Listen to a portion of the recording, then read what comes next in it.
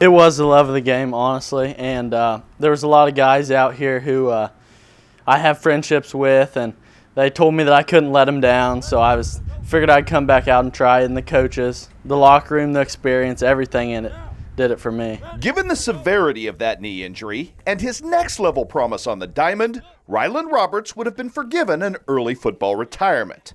That he is back at the helm of the Knox County offense is telling of both Ryland's fortitude and that even as brief as his junior year experience was within the game, that he has found connection to it.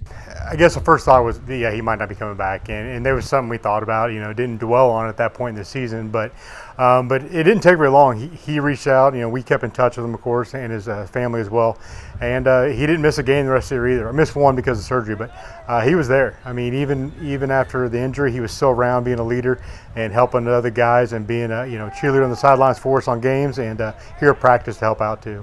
And in the quarterback-centric world of eight-man football, Ryland Roberts' return also gives a retooling Eagle squad a needed cornerstone. He brings something to the table that we don't really have a lot of players like that. So for him, coming back this season, we lose some really good guys in the outside receiver, but we have some younger guys that are going to step up and play for us, and we're going to be different. I mean, we're not going to be necessarily the down the field threat like we were last season. There's big plays, but I feel like we have some athletes that can catch balls and run about any route we need to underneath, and that's just what we're going to focus on.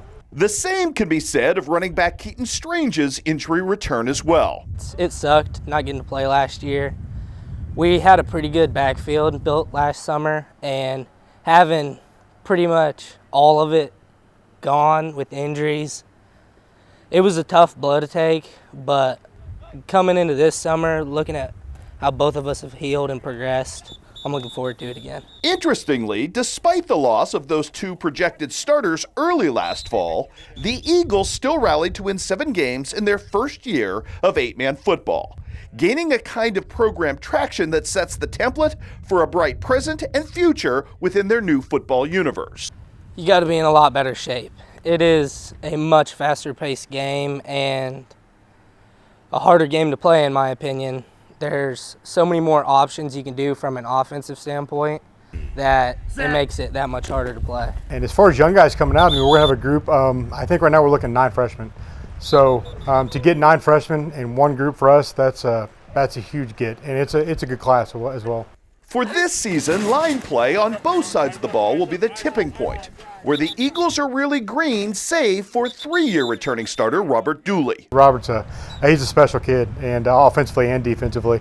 So we're going to lean on him a lot, and he's going to be the one that's going to hold stuff together until these other guys come along and get there. So we're excited. He's going to take a big role as a junior, but I think he's up to the challenge, and we're excited about that too. I mean, I know you guys got speed and athleticism. Can you be a better defense this year?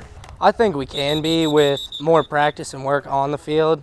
Most of our defense are freshmen and sophomores, so it'll be nice to play with younger players who are even more motivated to do good. Our young guys, we have a few, they're going to play.